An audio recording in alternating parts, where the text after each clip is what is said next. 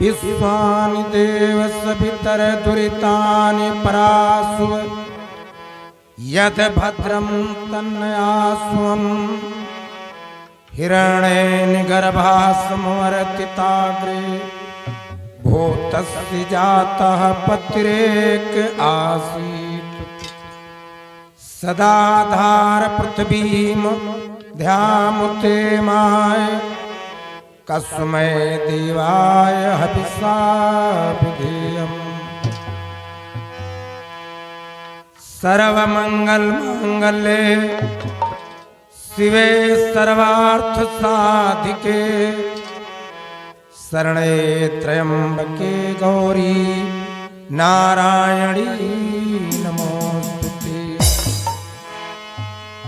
ओम जयंती मंगला काली भद्रकाली कपालिनी दुर्गा क्षमा शिवा धात्री स्वाहा स्वधा नमोस्तुते। मनोजवं मारुततुल्यवेगं जितेन्द्रियं बुद्धिमतां वरिष्ठं वातात्मजं वानरयोत्मुख्यं श्रीरामदूतं शरणं प्रपद्ये।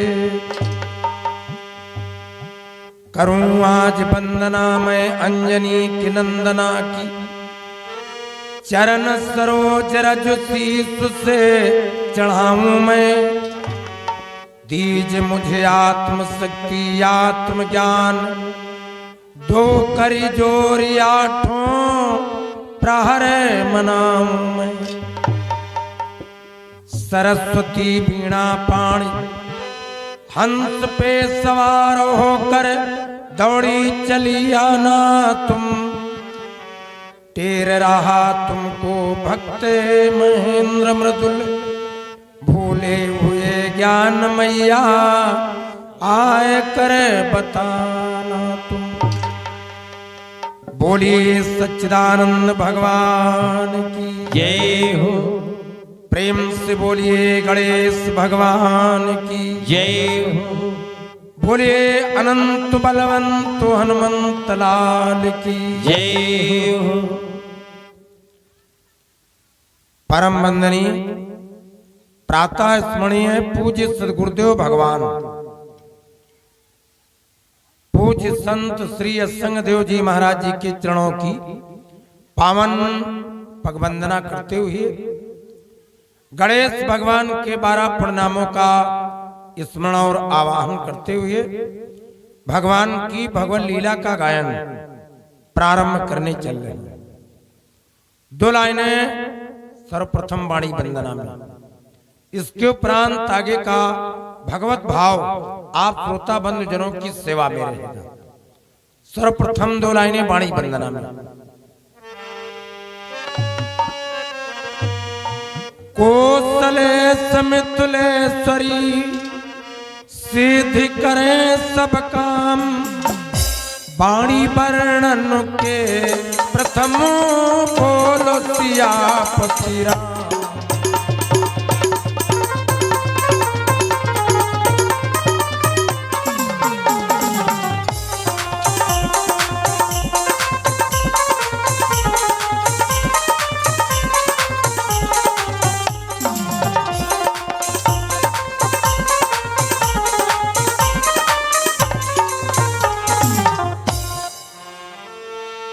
हे मातेश्वरी जगत जननी वीणा झनकार सुना दे माँ। ये सुदास की जिभ्या पर विराज आनंद क्रांति चमका दे माँ। अभयंबन ने कुबिलम्ब करो कलहंस के कंठ पे राजतिया स्वर सप्त से युक्त पदावलियां कविता सरिता सी बहावतिया।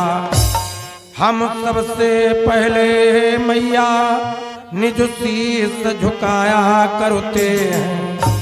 तेरे चरणों की रज लेकर मस्तक उसे चढ़ाया करते हैं। अब कृपा निधान विनय है कि है तो और दया करिए।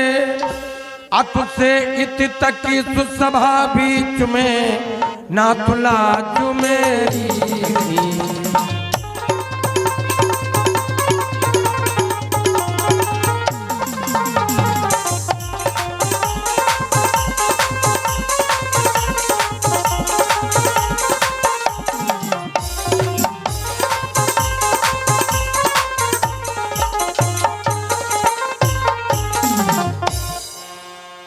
अब शुरू कथा यह होती है, आकर सुन लीजिए महाबली, आकर सुन लीजिए महाबली। आसन लीजिए दाहिने करो हे महावीर बजरंग बली।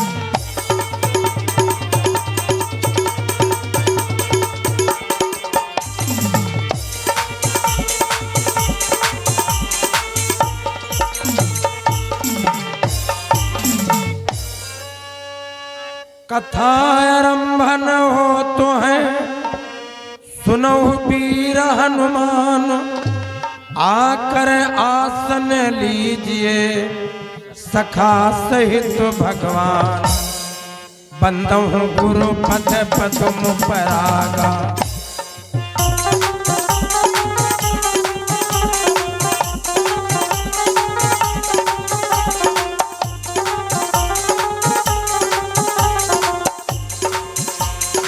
बंदहु गुरु पद पदम परागा। सुरित सुवास सरस अनुरागा।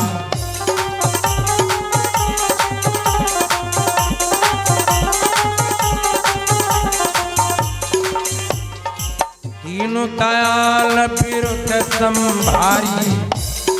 हरहु नाथ मम संकट भारी। मंगल भवन अमंगल हारी। द्रवहु दशरथ अजीर बिहारी।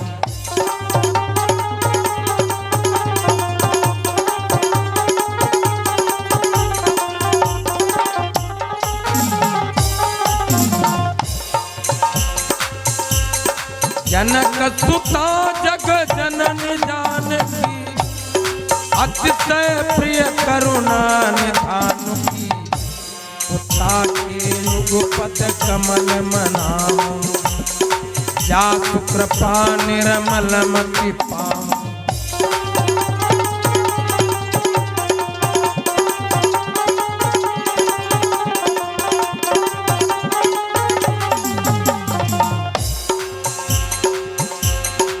अब मोहि भा भरोसा हनुमंता। बिनु हरि कृपा मिलई नहीं संता। सुमिरि पवन सुत पावन नाम। अपने बस करी राख्यो राम।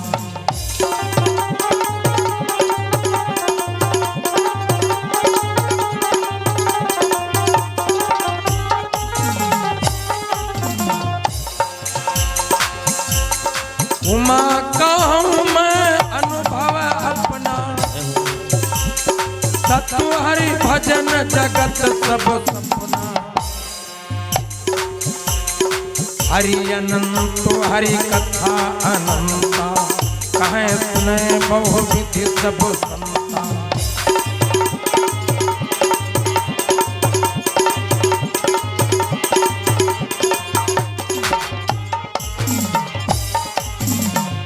मोरे मन अति दृढ़ विश्वासा।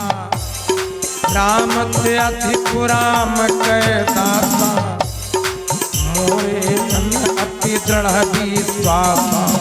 राम से अधिक राम के दासा।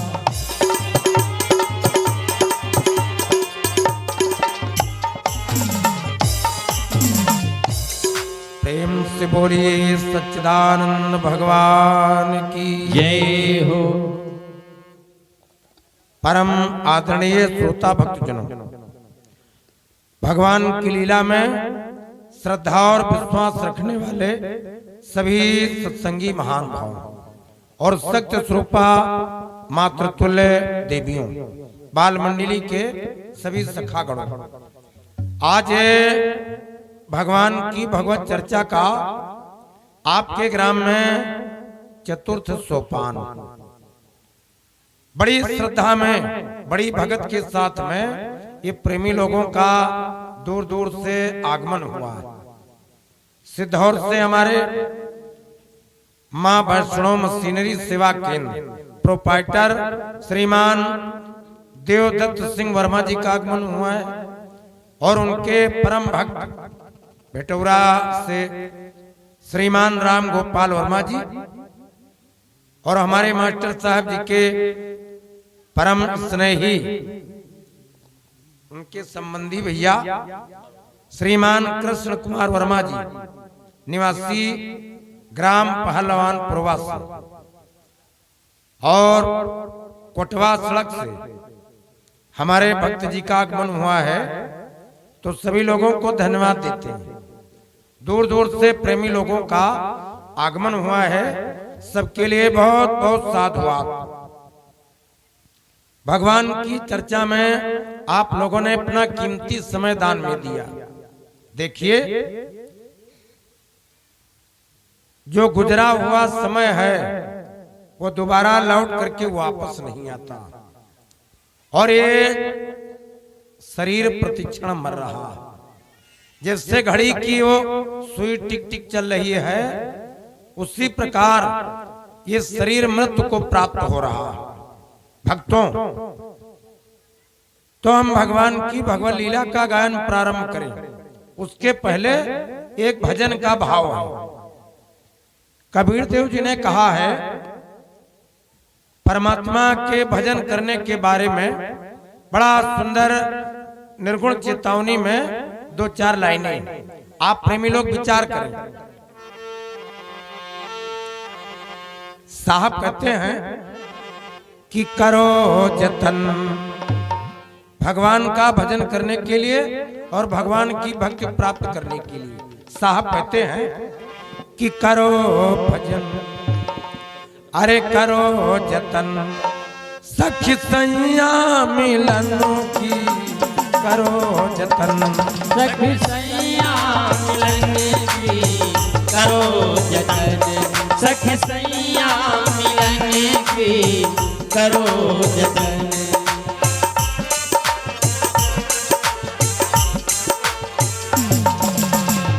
सैया मिलन की,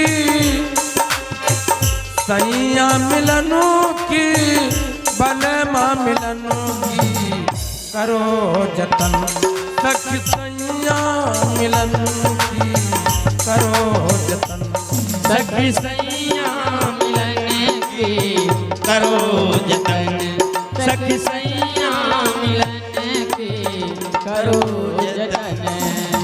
और गुड़िया गुड़वा सुपलिया, गुड़िया गुड़वा सुप सुपलिया, गुड़िया गुड़वा सुप सुपलिया, गुड़िया गुड़वा सुप सुपलिया, गुड़िया गुड़वा सुप सुपलिया, गुड़िया गुड़वा सुप सुपलिया। तज दे बुद्धि, तज दे बुद्धि लड़कैया खिलन की, करो जतन सखी सैया मिलन की, करो जतन सखी सैया मिलन की, करो जतन।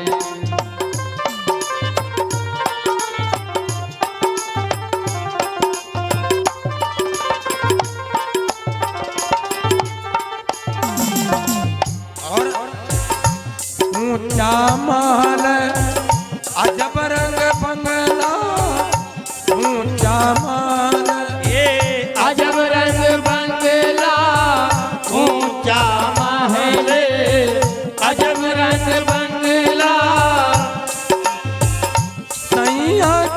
सेजता जय हो सैया की सेजता लागी फूलन की करो जतन सखी सैया मिलन की करो जतन सखी सैया मिलन की करो जतन गोरी सैया मिलन की करो जतन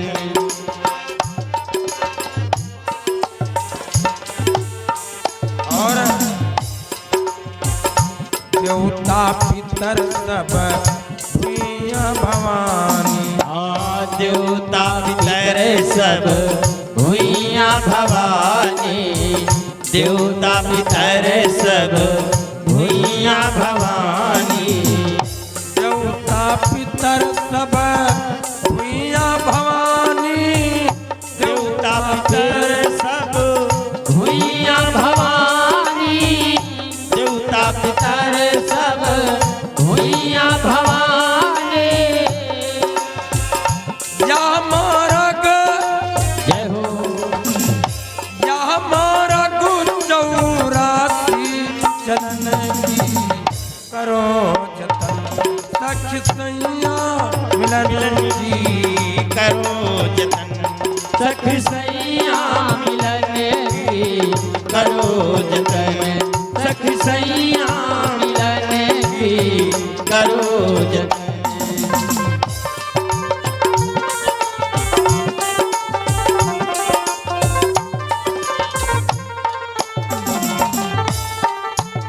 हो सैया मिलन की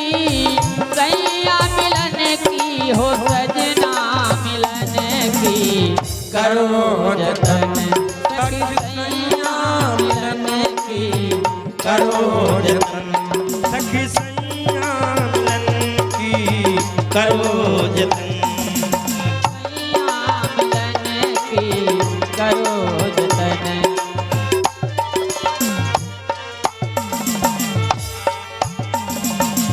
कहा तो कबीर भय होए मनुआ कहते कबीर भय होए मनवा कहते कबीर भय होए मनवा कहा तो कबीर भय होए हंसा कहते कबीर भय होए हंसा कहते कबीर भय होए हंसा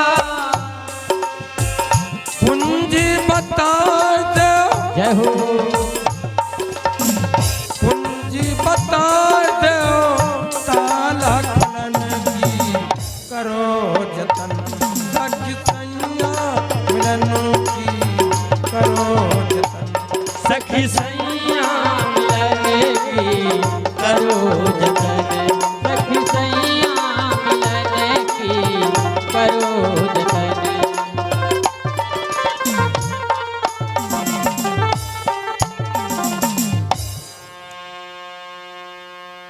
एक एक लाइन भगवान के नाम की वंदना में बोले। जितने प्रेमी भक्त लोग हैं वो बड़ी श्रद्धा में बड़े प्रेम के साथ में भगवान के नाम की भगवत वंदना करेंगे।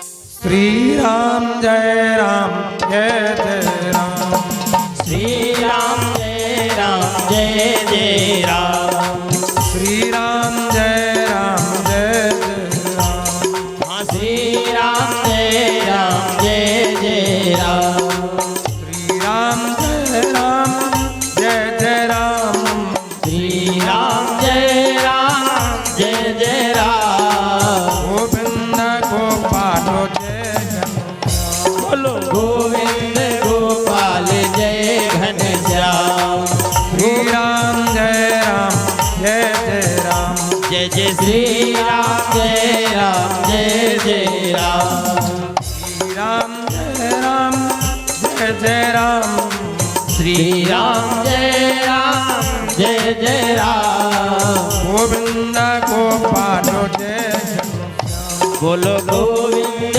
गोपाल जय घनश्याम श्री राम जय राम श्री राम जय राम। प्रेम से बोलिए श्री रामचंद्र भगवान की जय हो। कथायरंभन हो तो है सुनो वीर हनुमान, आकर आसन लीजिए सखा सहित भगवान।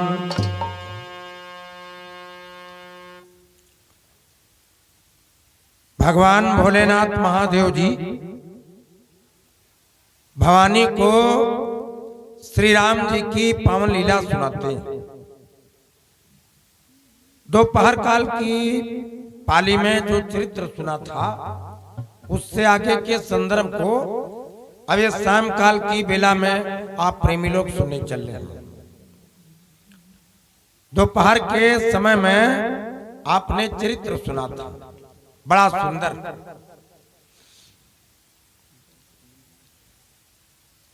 दोपहर में वो चर्चा थी भगवान श्री राम जी चित्रकूट में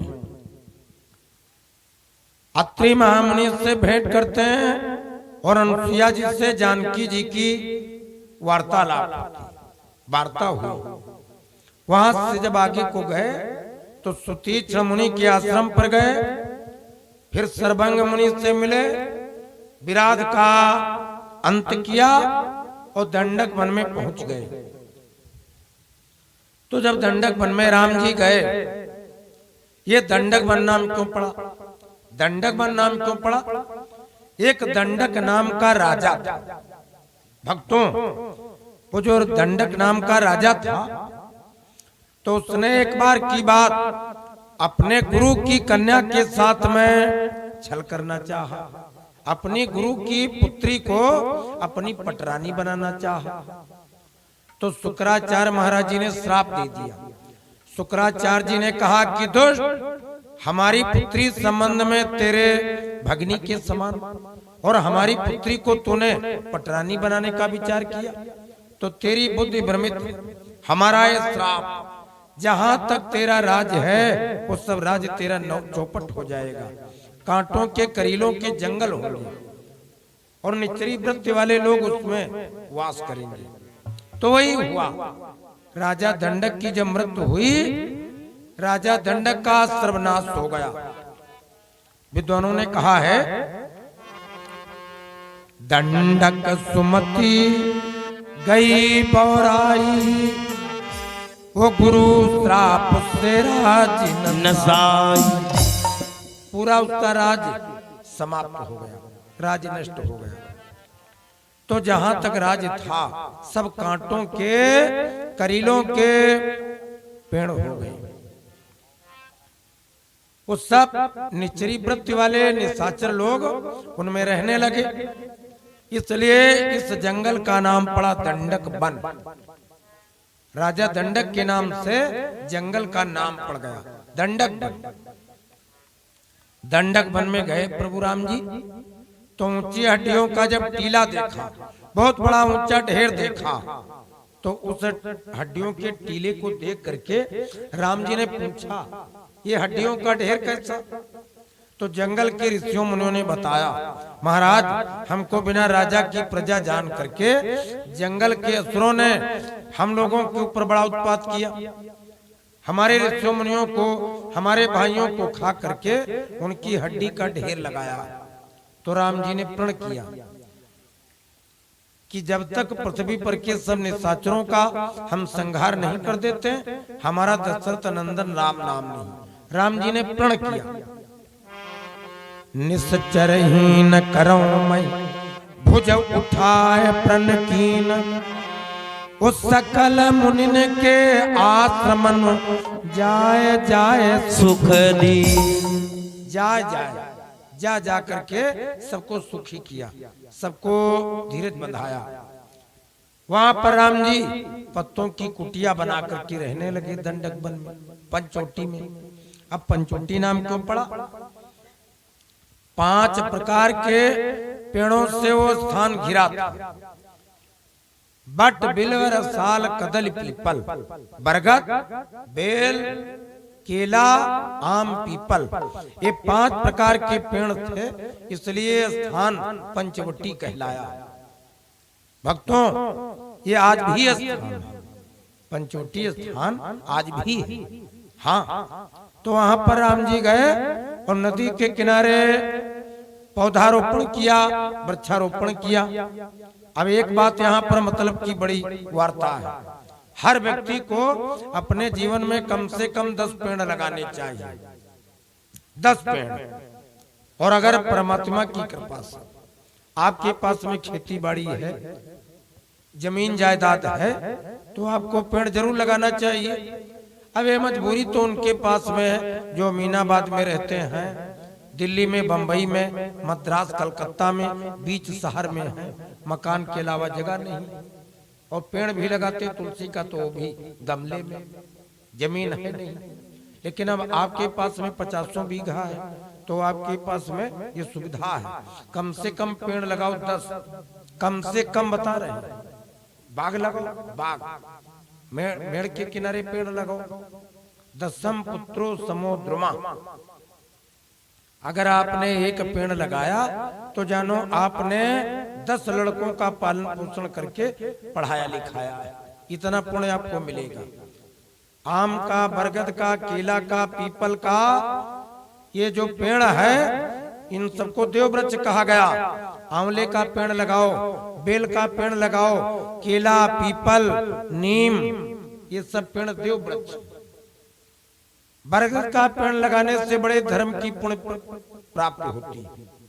पीपल का पेड़ लगाओगे तो पीपल के पेड़ में जो फल लगते हैं उनको न मालूम कितने जीव जंतु खाते हैं, न मालूम कितने पक्षी खाते हैं। ये याल बरगद का, इन पेड़ों के द्वारा और जीव जंतुओं का पेट भरता, उनकी जीविका चलती, उनका जीवन चलता। तो पेड़ जरूर लगाइए। पहले पुरखा लोग बाग लगाते थे और अब वो धीरे धीरे ज्यादातर लोग वो आमदनी हो, इनकम हो, पैसा मिल जाए नगद, तो वो वाला सब और तब पेड़ लगाते हैं। राम जी ने वृक्षारोपण किया। निश्चरहीन करो मैं भुज उठाए प्रणकीन, उस सकल मुनि के आश्रमन जाई जाई सुख दी। सबको राम जी ने सुखी किया। अब जब कुछ समय बीत गया तो एक दिन की बात घटना घटी। शूर्पणखा रावण की बहिनी, दुष्ट हृदय दारुण जस अहि।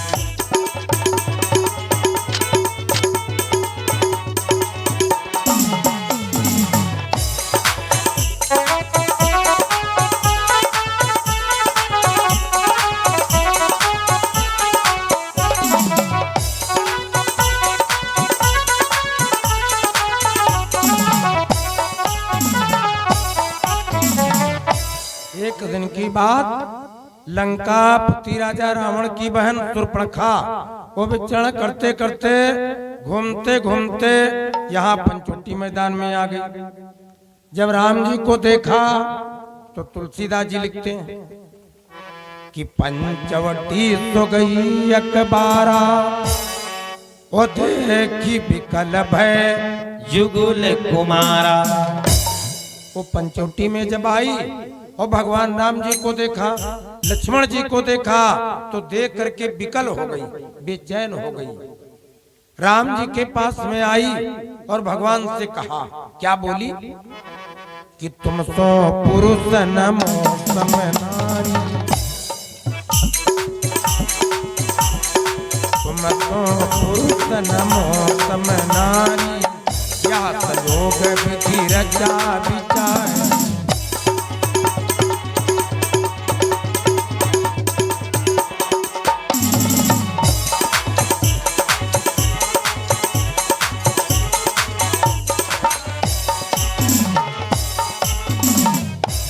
तुम सो पुरुष नमो सम नारी, ओ यह संयोग विधि रचा विचारी। जब ये चरित्र महादेव जी ने भवानी को सुनाया तो भवानी ने एक प्रश्न किया। भवानी कहने लगी भगवान एक बात बताओ। महादेव जी बोले क्या? तो भवानी ने कहा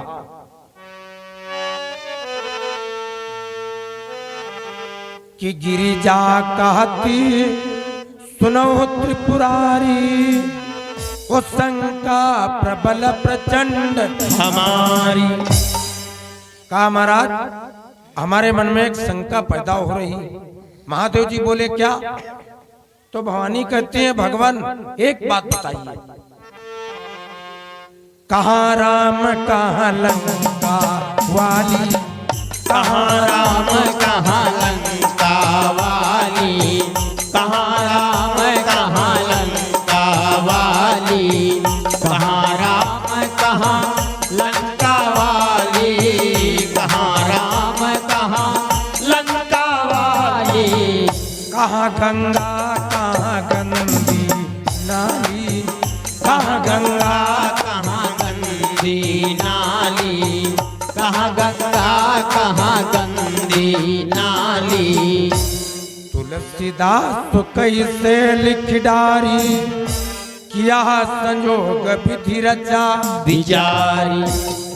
जैसे कोई व्यक्ति बातचीत करते समय में कहे कि हमारे नापदान का पानी बड़ा फ्रेश है, बहुत मीठा है जैसे गंगा जल, तो उस व्यक्ति को आप क्या कहोगे? जैसे कोई नापदान का जो पानी है उसकी तुलना गंगा जल से करे, तो यहाँ संयोग की बात है कि तुम सो पुरुष नमो सम नारी, यह संयोग विधि रचा विचारी। संयोग कहते हैं जब बराबर का योग हो तब संयोग, उसको संयोग बोलते हैं। जब बराबर का योग तब संयोग। तो कहाँ राम जी और कहाँ निश्चर कुल में रावण की बहन शूर्पणखा। तुम सो पुरुष नमो सम नारी, यह संयोग विधि रचा विचारी। इसमें संयोग की बात क्या है?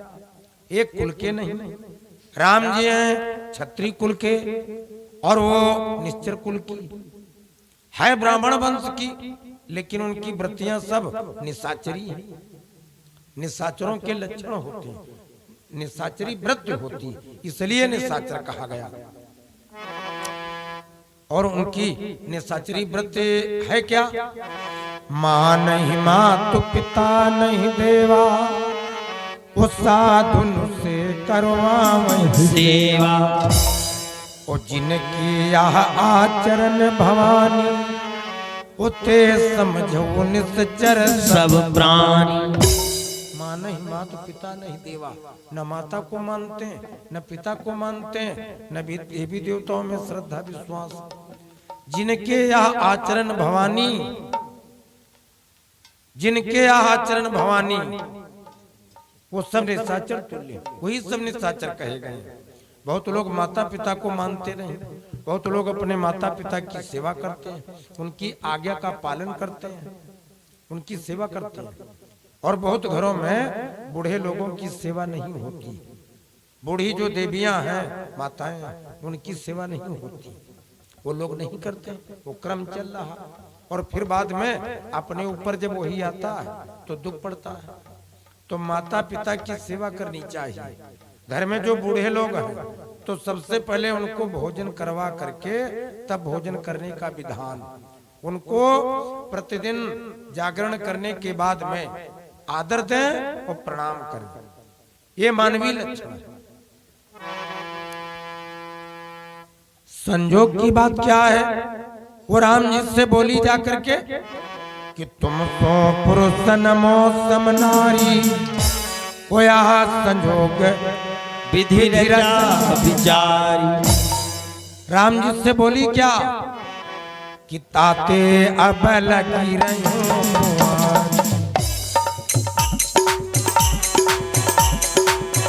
ताते अबल की रही कुमार, मनुमाना कछु तुम निहार।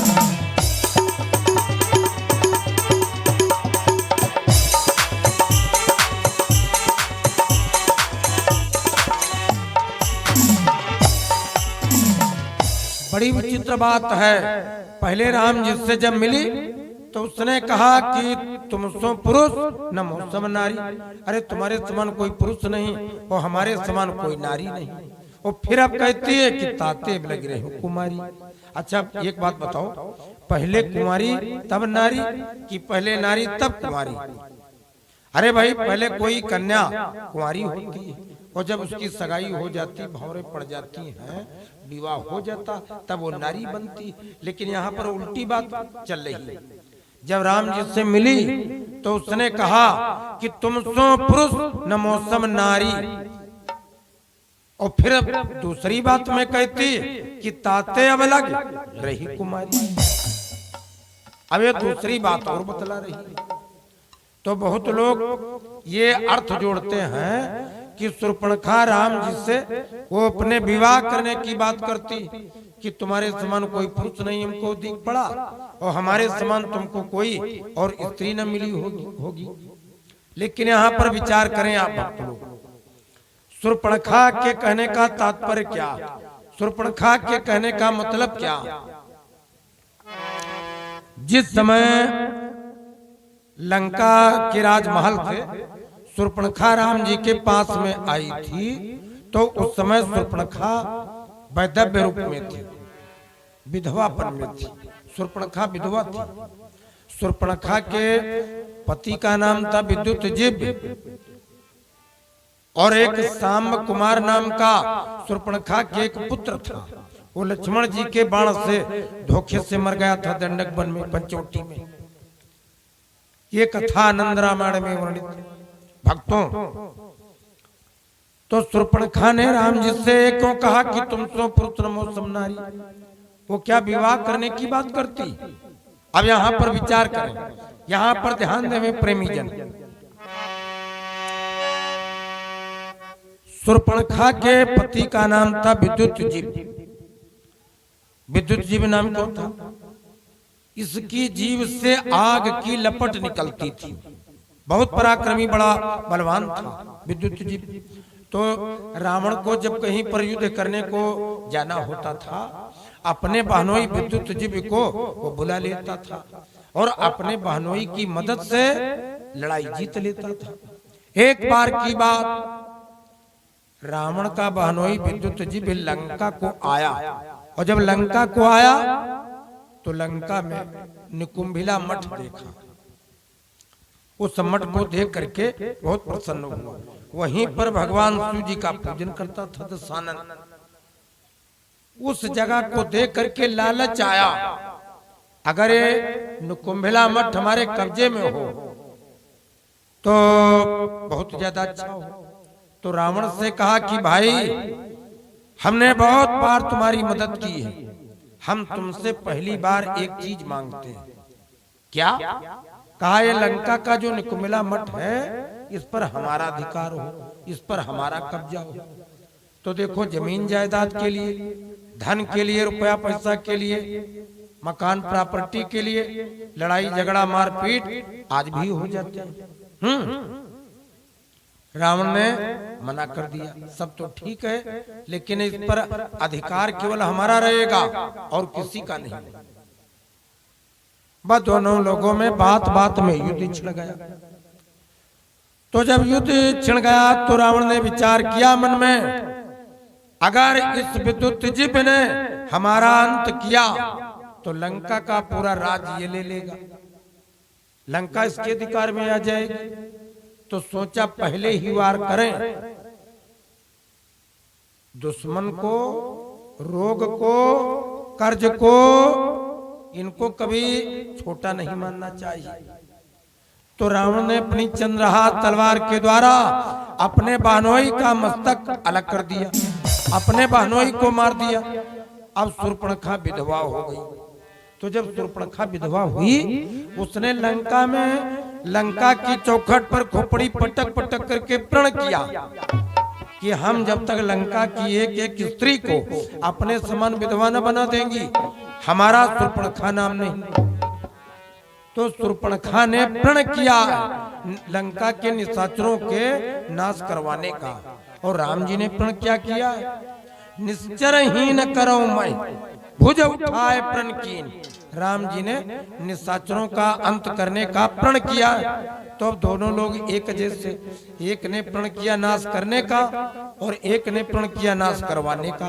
ये जब दोनों एक जगह पर इकट्ठा, तो जब सूर्य चंद्रमा एक स्थिति में, तो जानो अब सवेरे के समय में अमावस्या वाली रात होने वाली।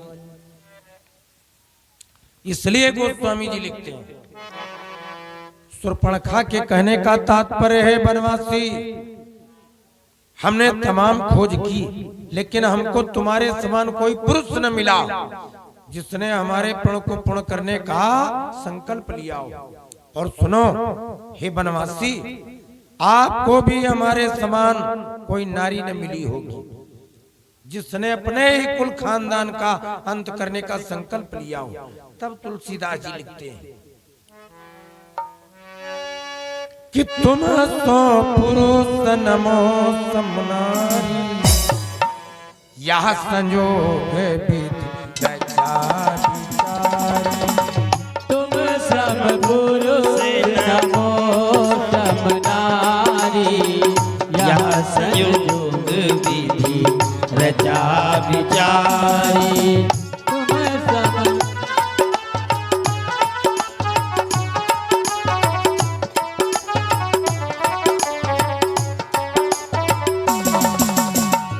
तुम सब पुरुष नमो समनारी, यह संयोग विधि रचा विचारी। तुम सब पुरुष नमो समनारी, तुम सब पुरुष नमो समनारी, यह संयोग विधि रचा विचारी।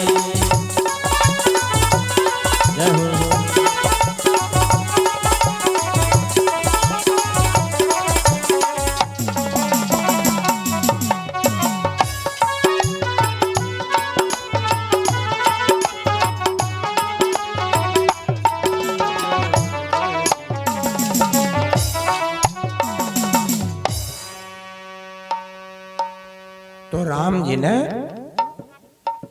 लक्ष्मण जी की तरफ देख करके संकेत किया। लक्ष्मण जी ने राम जी की सेवा में 3 चीजों का त्याग किया है, निंद्रा, नारी और अन्न। आज राम जी ने लक्ष्मण जी की तरफ देख करके संकेत किया। तो सीतई चितई कही प्रभु माता, लक्ष्मण जी की तरफ देखा और सीता जी की तरफ देखा। सीतई चितई कही प्रभु माता, आए कुमार मोर लघुता।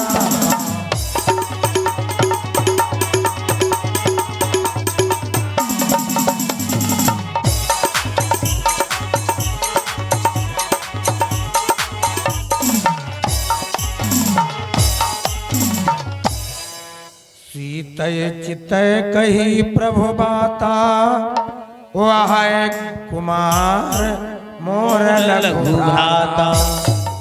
तो देखिए यहाँ पर शंका उत्पन्न होती है। लक्ष्मण जी की तरफ देख करके, जानकी जी की तरफ देख करके कहा कि अहाय कुमार मोर लघुभ्राता। तो क्या लक्ष्मण जी कुंवारे थे जो राम जी ने कह दिया कि अहाय कुमार मोर लघुभ्राता? लक्ष्मण जी का विवाह उर्मिला के साथ हुआ है। और अब यहाँ पर गोस्वामी जी लिखते हैं कि अहाय कुमार मोर लघुभ्राता। तो ये क्यों कहा?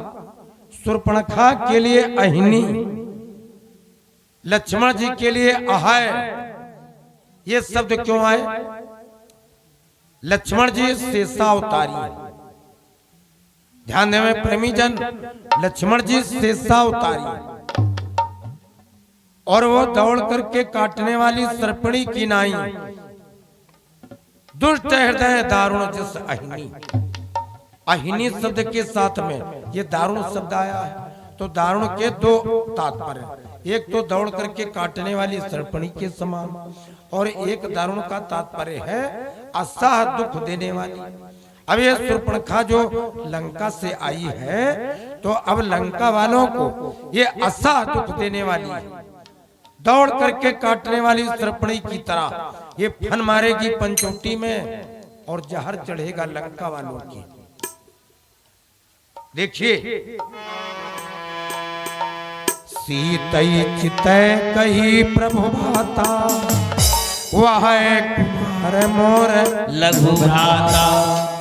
वो लक्ष्मण के पास में गई और लक्ष्मण जी से कहा कि तुम भी अपने भैया जैसा उत्तर देना बुरा नहीं।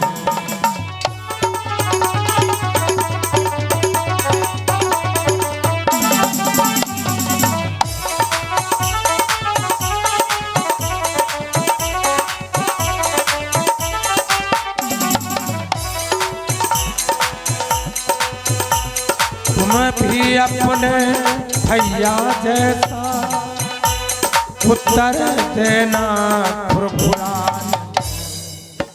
तुम बने बनो में बनी बनो, ये जोड़ा कुछ भी बुरा नहीं।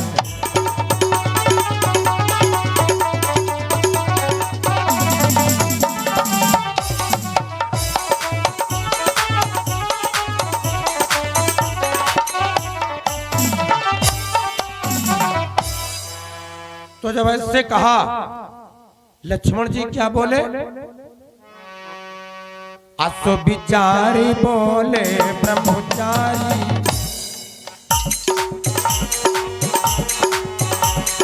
असो बिचारी बोले ब्रह्मचारी, माता समझानो पर नारी।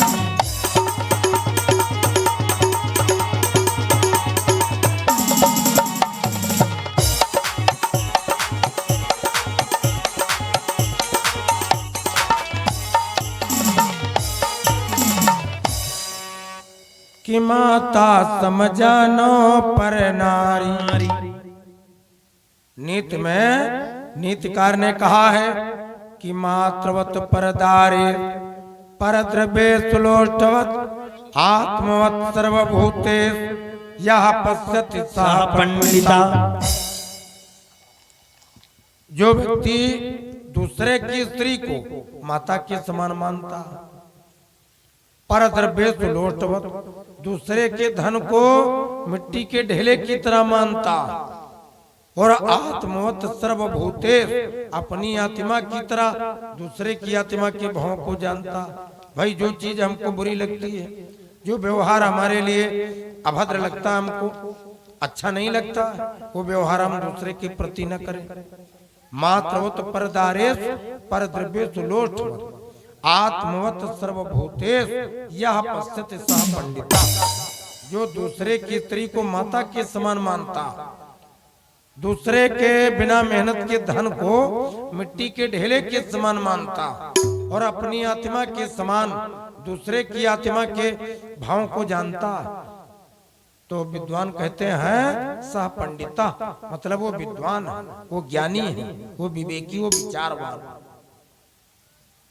देखो बुद्धिमान, बुद्धिमान तो कुत्ता भी होता, बुद्धिमान तो चालाक कौवा भी है। कुत्ता इतना बुद्धिमान है, सूंघ करके पता लगा लेता है। ये जीव जंतु जो हैं, ये सूंघ करके पता लगा लेते हैं।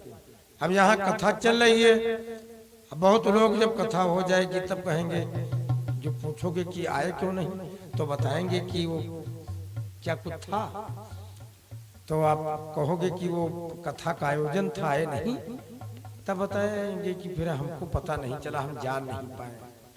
7-7 दिन तक लाउड स्पीकर बजता है, बहुत लोग कहते कि हम जान नहीं पाते, और निमंत्रण देने वाले निमंत्रण भिजवा देते, आने वाले आ नहीं पाते, वो कहते भूल गए। लेकिन हम एक बात जानते हैं, यहाँ व्यास पीठ पर से एक बतासा रख दो, भगवान जाने कौन निमंत्रण दे आया इनको, ये चींटी चींटा सब व्यास गादी पर इकट्ठा, भगवान जाने कहां से खबर इनको मिल गई।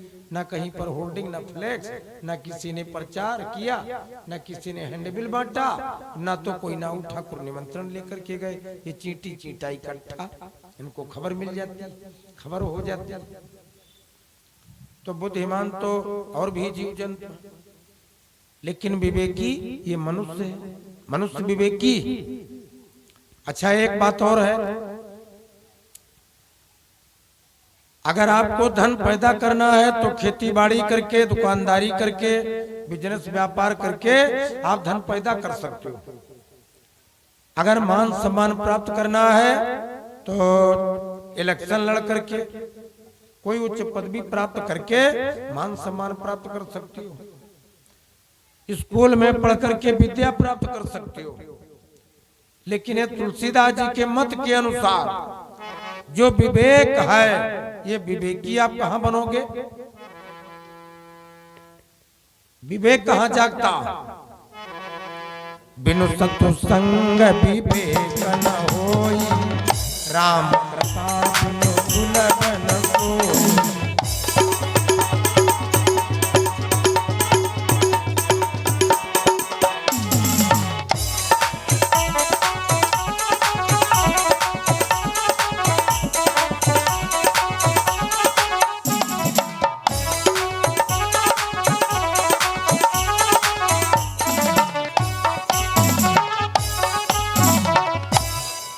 बिनु सत्संग विवेक न होई।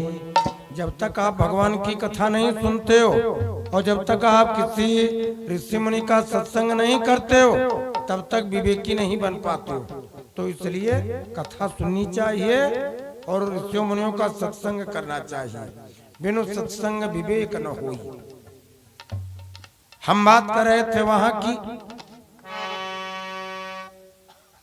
राम जी के पास में लक्ष्मण भैया, लक्ष्मण जी ने कहा, अस विचारी बोले ब्रह्मचारी, कि माता समझानो पर नारी। वो धन पराई बिसते विष भारी। दूसरे का जो धन है, बिना मेहनत का, बिना मेहनत की कमाई वाला जो धन है, वो उससे बचना चाहिए। ये नहीं कि घात लग गई तो वो ले लिया, उससे बचना चाहिए। धन पराय बिसते विष भारी। क्यों? लोभा पापस्य कारणम। लोभ जो है ये पाप की मूल है, पाप की जड़ है।